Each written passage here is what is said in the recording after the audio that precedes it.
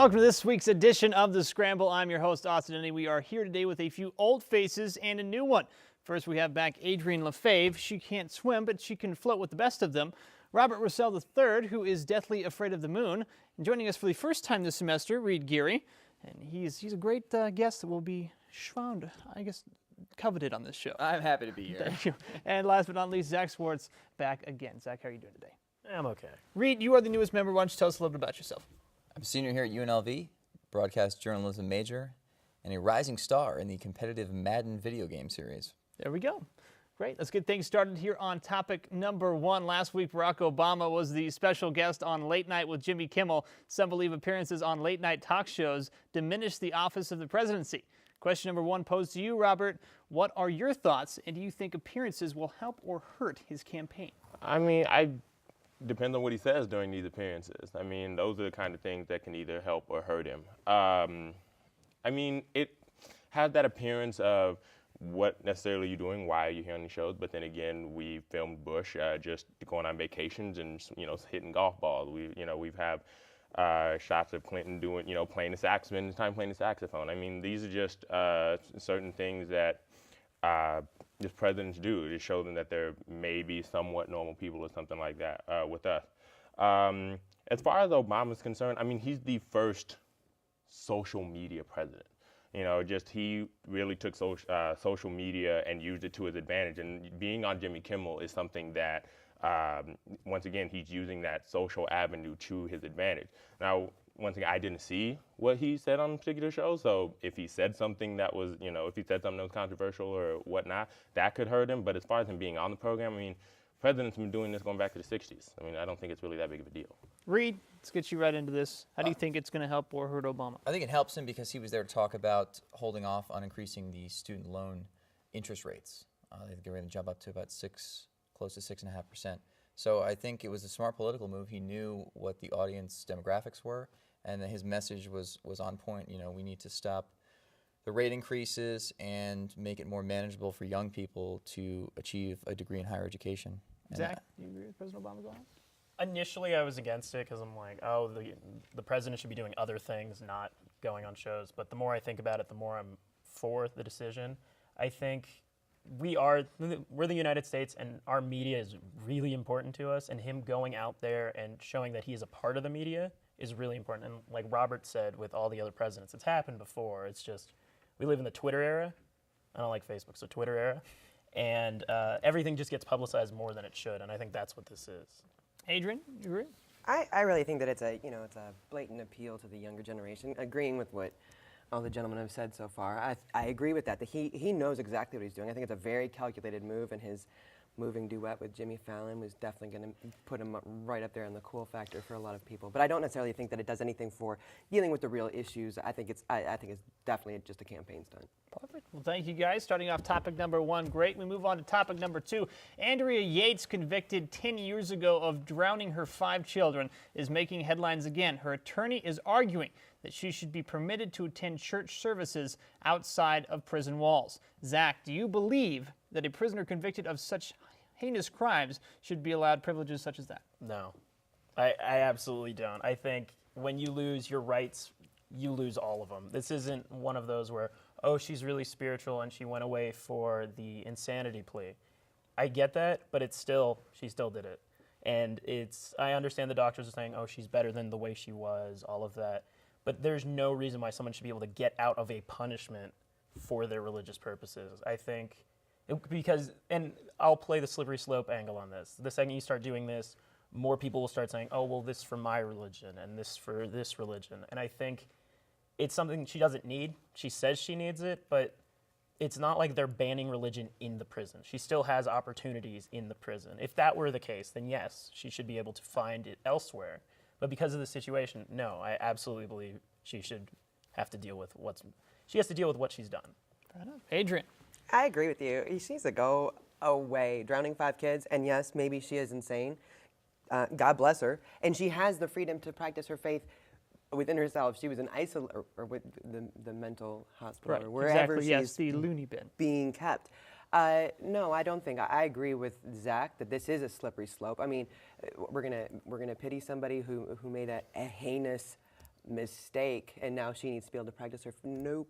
No. She needs to stay put. And imagine the floodgates that'll open for something like this. I need to be able to go out and do this, and my attorney's going to fight for that. And I just think that it wastes a lot of time, probably a lot of money, and it's absolutely unacceptable, I think. Robert? I mean, I think that we're missing the easy, logical thing here is just, why doesn't that particular preacher, that pastor, just go to the church and spend an hour or whatever, the hour, half hour, whatever it is, just doing that? Because if she's clearly comfortable with that, then the preacher has every right to just come down and be like, okay, well, I just want to be with her and, preach with her for 30 minutes or preach to her, do whatever it is, and then I'll be gone, because that's all she's really looking for.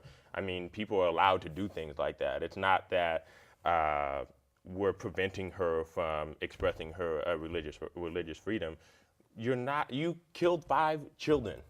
I mean, Her children, her own children. You don't have, number one, you don't have any rights. Number two, in my opinion, you don't have any reason to be on this earth anymore. You should be gone.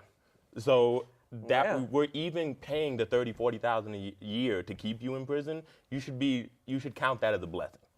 Yeah. Reed? Well, if you go to Guantanamo Bay or Bagram Airfield, where we keep a lot of people from the global war on terror, they're allowed to pray within the confines of the institution, so I don't really see any difference between them and this woman. They're not convicted murderers.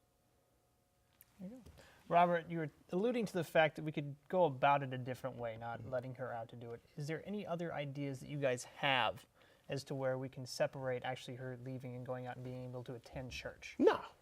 I mean, there are chapels in prisons. They are allowed to go and worship. Like I said, if she likes a particular preacher, you're allowed to make a phone call. Go ahead and make that call. Have him come in. Have him preach to you.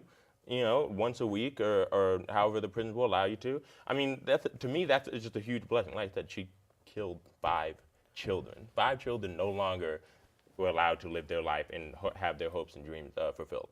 Well, and you say that's a logical thing, but at the same time, don't you think because it's so logical to have the preacher that she wants to spend time with come to the prison, don't you think that's probably been thought of? And don't you think it isn't probably more so just the fact that she wants to be able to get out of prison for a while? No, I bet it has been thought of. I bet the preacher just like, no, that lady's crazy. I'm not about to deal with her. So I don't want to go in there. Well, what would be the argument for letting her go out and do this stuff? There's no argument for it. You were convicted of a crime. Like Zach said, it just leads down a slippery slope because now you have different religions popping up all over the place where, I believe in, backing up my data or something like that. I'm just making something up as I go. But now, I want to be able to go out and be able to use computers where I don't have to deal with, security issues, stuff like that. It's a huge slippery slope. No, we're not. No. Well, one of the issues I have with it, I'm against it completely, but at the same time, I can understand where the argument is coming from and why she believes certain things. She has found a church that is willing to accept her on certain days. That hurdle is jumped. I think it's going to become legal proceedings, and like any time religion and state start going at it, it never ends well. I mean, there's a decent chance that protesters will start going to her side on this. Right. And honestly, I feel like this is about to just start snowballing into something much bigger than it should be. Yeah. And if the government was correct on this, stomp it out right now. There we go. Yeah. We have got off to a hot start here with topic number 1 and 2. Time now for a quick timeout. When we come back, topic number 3, right here on The Scramble. This is not a race.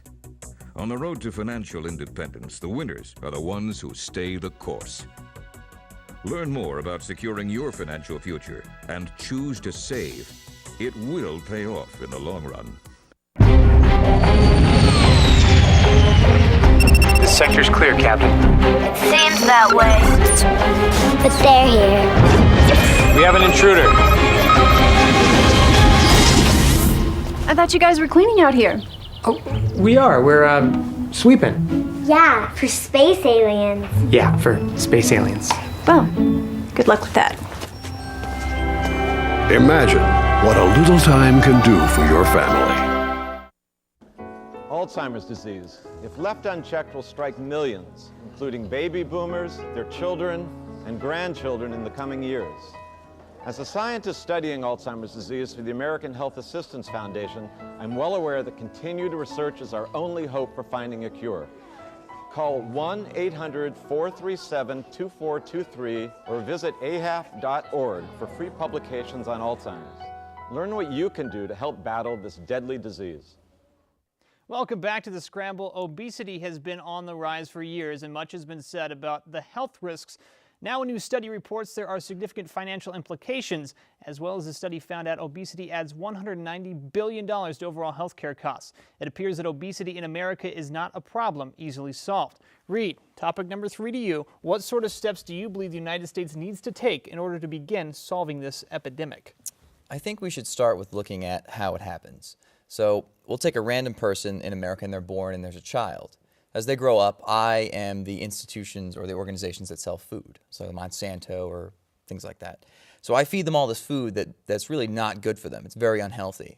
And then I pass them along to Zach as an adult. Now they have heart disease, they have diabetes and things like that. He's going to make money selling them drugs to keep them alive. And Robert is the insurance company, and he's going to continue to make money treating these preventable diseases until the end of life. So there's really no strong argument, if we're the powers that be, to do anything about this because it's so profitable.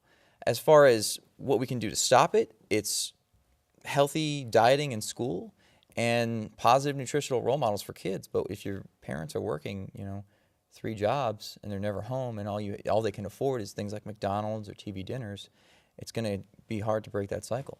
Big statement from Reed. Robert, well, he's 100% right on this. I mean, being unhealthy in this country is very, very profitable to a lot of different companies, as he pointed out. And like you said, you have the parents who, work so many jobs, and the only thing that they can really afford in order just to keep a roof over their head, is to go out and spend. I mean, when you can get a cheeseburger for 50 cents, I mean, you could feed a family of 4 on like $3 easily when you get a cheeseburger that way, when you can get those kinds of unhealthy things. And then when it's like, okay, well, you know what, I want to eat healthy. Well, for me to go, I just went and bought juice the other day. It was a gallon. It was $11, for a gallon of juice. I mean, I'm pretty sure that there are a lot of parents out there who wish that they could do those kinds of things, but they don't have the $11 to spend. That $11 they have to put in their car to get gas to go to work to make them another $11. So, I mean, as far as what we can do to stop it, I mean, you have to start subsidizing healthy food. Like, healthy foods need to be what is the cheaper alternative to everything else. If you're going to eat unhealthy, then you're going to have to pay to eat unhealthy. And it just drives people away from eating the unhealthy stuff and then drives them over to eating healthy things. Unfortunately, we live in a country where we like to go, no, I want to do whatever I want to do. If I want to eat, at the Heart Attack Grill and have a burger that's yay big, I want to be able to do that. It's like, okay, well, no, we'll make it that you can do that. We're just going to have to pay a little bit more. You don't have to pay $3 for that. You're going to pay $9 for that. There you go. Adrian? I think we really need to step away from the blame game. All these policies are big business or whatever, although that was a very exciting analogy. Thank you. I loved it.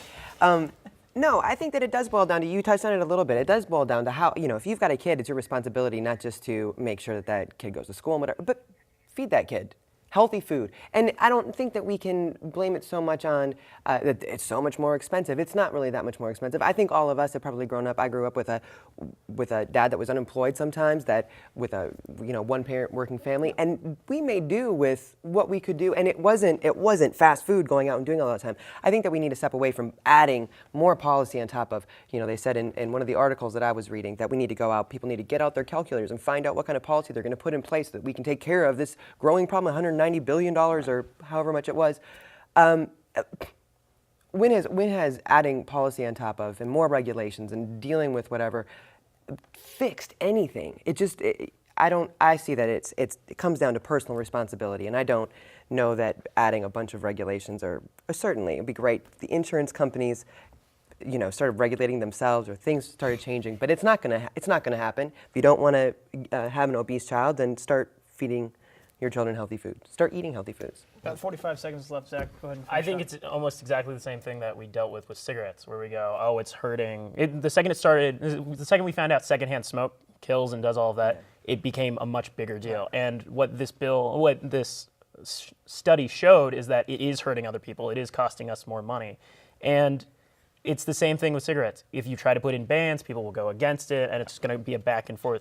But they are making progress against smoking bans, and they are doing that. And I think once the smoking thing gets a little more under control, fast food needs to be the next thing. I mean, I understand the freedom to select and everything, but there's a certain amount where the government needs to take care of their people. And letting them get this food this cheap needs to kind of be changed a little bit. Time for a quick break. Topic number 4 when we come back. Stay tuned. Everyone is a story. Everyone. He passed away last year. It was hard at first when I found out how sick he was. The doctor suggested hospice care at home. He came home, and that was wonderful. And the hospice helped a great deal. They were there whenever we needed them. They helped me take care of him. I didn't know. I didn't know where to start, what to do, what his needs were going to be. As the illness got worse and worse, they were there with help and suggestions and just how to do it, how to cope with it. They made his last months comfortable, pain-free, which was a blessing. We were able to find some joy till the very end.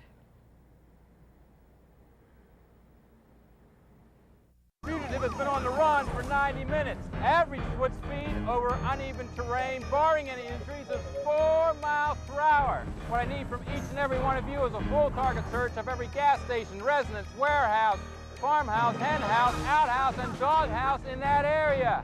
Your fugitive has just cashed in his 401k plan, and all he had to do was roll it over. Learn about rollovers and protecting your financial future, and choose to save. You can't mess with a big dog. Welcome back to the Scramble. Late last week, Connecticut became just the 17th state to abolish the death penalty, joining the ranks of states like Illinois, which abolished their death penalty just last year. Capital punishment is nothing new in the United States. In 1995, 312 were sentenced to death. In 2011, that number dropped to 78. More and more states are shying away from the death penalty. Topic number 4, Adrian, we start with you here. What do you believe the trend towards abolishing the death penalty, and do you believe it's something that will be continued in the near future? I think it probably will be. I think that, the death penalty is touted as being this huge deterrent to terrible crimes, and I don't think that the prison population testifies to it being very successful at doing that. And I definitely think that this is an issue that needs to be left up to the states, but I do think it's something that will continue. And I certainly think that there is a lot of, talking about expense, I think there's a lot of money that gets tied up in the endless process of appeals. So the fact that it is not working as a deterrent to some of these terrible crimes, and the fact that it's such an expensive process that people on death row continue to go through appeal to appeal. I think they had like 2 people voluntarily agree to just, save the government $40,000 a year and not have to go through those. I think it'll end up saving money, and I don't think that it works as a deterrent, and I do think it's a trend that will continue. Sorry? I think it'll continue to an extent, but it is going to just max out. There are certain states that are never going to get rid of the death penalty. Texas will not get rid of the death penalty. I know California won't get rid of the death penalty. Nevada probably won't do it. Just certain things like that. There are certain states where the culture supports the death penalty, and it's not so much that they have a lot of death. I mean, California hasn't killed anyone in a few years. They haven't killed anyone in the last 3, I believe. And so it's not a common occurrence. It's quite rare nowadays, but the threat of it still looms. And I think, although it hasn't been fully proven whether it does or it doesn't influence crime, I think it still needs to be there to kind of keep the authoritative stance that the government tries to have. Agree? I think that prison is an industry.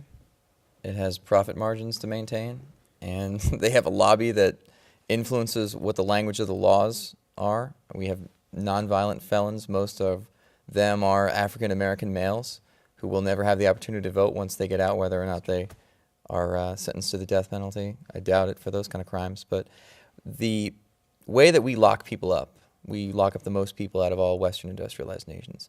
That whole culture has to change because it's not helping us. And really, prisons are for-profit institutions. They have lobbies. The corrections officers work for that company. They don't work for the government. I mean, the government may regulate and legislate laws that dictate their conduct, but it's a business. And I think the business aspect needs to change before we ever talk about, a states' rights issue of abolishing the death penalty. So you're asking for like a complete overhaul kind of thing? Where Yes. Robert, do you agree?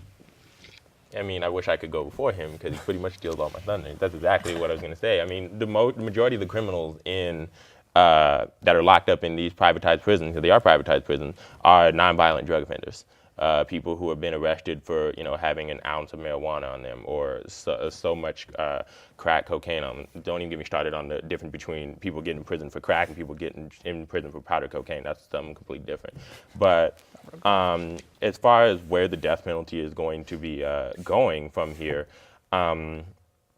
if the death penalty is strictly for, strictly on a heinous murder basis, such as the lady we talked about who drowned 5 of her children, then, those kind of murders is like, yes, clearly I feel like they should be executed for something like that. I mean, you have the various, murders where somebody who's in the process of committing another crime, maybe a robbery or robbing a bank or something like that, and in getting away, they cause the death or something like that. I feel like that you can look at the case, you can look at it on a case-by-case basis and say, okay, well, this person was doing this in committing another crime. Okay, well, we'll give them life. This person went out with intent and drowned 5 of her children. Okay, yeah, we're going to go ahead and put you to death, and not waste time with it. I mean, it's clear like that this is what happened. Gotcha. Whether she's insane or not, there's no remorse. She did it. You know what I mean? Exactly. But like you said, prisons are privatized companies. When we come back, it's our final topic of the day. Stick around. This is The Scramble. And now, another adventure with Savings Man. Look, honey, it's my Social Security statement. Oh, gosh, how are we going to retire on that? Never fear, young savers. It's Savings Man. You need to save more. You'll need this. Oh, the ballpark estimate worksheet. That's right. Get it at choosetosave.org and find out how much you'll need to save for your future. Gee, thanks, Savings Man. No, thank you. So visit choosetosave.org and stay tuned for more Savings Man. The inability to breathe, snot pouring out of your nose, it's a real hairy business. As a firefighter, I'm a student of the weather, and I've noticed that there's a change that's occurred in the last several years. We're having many more large and damaging fires. Sometimes thousands of fires will occur. If the climate changes and we don't have the water we need, California could dry up and blow away. Is that thing getting closer? Look how high that thing's going. Look out there, look at the debris. Give me the camera. No, just drive, I've got it. Zoom in, zoom in. I can't believe this is happening. Oh, the size of that thing. It's everywhere. Are you getting this? Yeah, I've got it. What was that? It's the National Guard. How'd they get here so fast? I don't know. Pull over, pull over. Do you have what it takes to head into the heart of the storm? Check out NationalGuard.com. Welcome back to The Scramble. Earlier this week, a federal judge ruled that the ban of Planned Parenthood from the state's women's health program was unconstitutional. This is considered a big win for women's rights in the state, possibly the entire country. The rule would have banned state funding from going to organizations that help support or accommodate abortions. The rights of women and their options for birth control are coming up in this election. Robert, question for you. What do you think the fallout from this decision will be, and how will it affect the current campaign? Well, as far as what the fallout would be, I mean, we'll continue to have the same debate about women's health and abortion and stuff like that. I mean, it's just funny that we have these debates about, abortion. We don't want to fund organizations that do anything regarding abortion. Yet, like for an organization like Planned Parenthood, that's like 1% of what they do is abortion. They do so much more for women's health in terms of just overall health. I mean, it's not just abortions, and I feel like they've been slandered and put into a place where, government or the conservatives have said that that's all they do is abortion. They don't do anything else but abortion. Like, no, they do a ton of other things. As far as what effect this will have on the upcoming election, for me, it's what side the conservatives going to choose. Are they going to choose the side and alienate a ton of women by saying, no, you know what, your health is not really a priority for us. We're going to make sure that we take away or make you pay a ton for it. where we pay for other things, but we're not going to pay for that. Like, what side are the conservatives going to take on this? I mean, for Democrats, I mean, it's easy. Like, okay, we've won that issue. More women will probably vote for us. But it's really like, what is the angle that conservatives are going to take? And I think that's a pretty interesting thing to look at during these next couple months. Reed? I think as far as conservatives in politics, I think they just successfully shot themselves in the foot. You cannot beat a populist president by relying only on social conservative issues that appeal to 30% total of our country, and out of those people, how many are actually going to go vote? I think it has energized the Democratic base because they feel like these things, who are they used by? Right. Urban centers, African American, women of color, things like that. There's 7 billion people on the planet. We don't need more. So if a woman takes the decision to terminate a pregnancy, I don't really feel like I should stand in her way. That's her choice. It's really none of my business. But to say that it's a religious issue and I cannot compromise on it is not really the way that the government, at least I believe, was designed to be involved in people's lives. Zach? I think this is going to have a huge impact, but not directly related on the election. I think it's going to cause the Republicans to start bringing up all the old reasons why people used to go that way. And lately it's kind of been, abortion, Democrats are for it, Republicans are against it. So if you want an abortion, then you'd go Democrat. Like, that's how it kind of feels like it's panning out and how it always has. But there are certain reasons why people voted for Republican. Smaller government, you're able to get certain things out of it, and the American dream kind of thing, it kind of relies on that. And I think Romney and the Republican Party are going to start playing to that significantly more. And Obama needs to make sure that he keeps these topics in the news. This helps Barack Obama more than anything else right now. The fact that they just won this battle and that they're going to keep winning these moral battles kind of thing. And anytime church and state gets involved, it can split Republicans really quickly.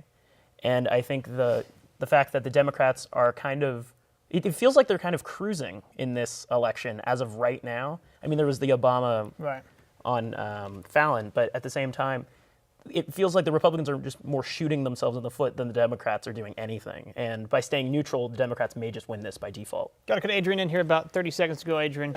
Yeah, get the government out of it. I think you're right. Small government is where it's at. You take a multi-billion-dollar industry like a business like Planned Parenthood, get the hundreds of millions of dollars the state or federal government is giving them out of it. If you want to take the controversy out of it, take the money away from it. They're obviously doing fine on themselves. Go to their website, check out their spreadsheets. 1%, I mean, this is a company that performs 400,000 abortions a year. I think it's a much bigger issue than we actually realize. Perfect. Gotcha. For Robert Roussel III, Zach Swartz, Reed Gear, and Adrian Lefebvre, I'm Austin Nitty. Thank you for joining us on The Scramble. See you next week.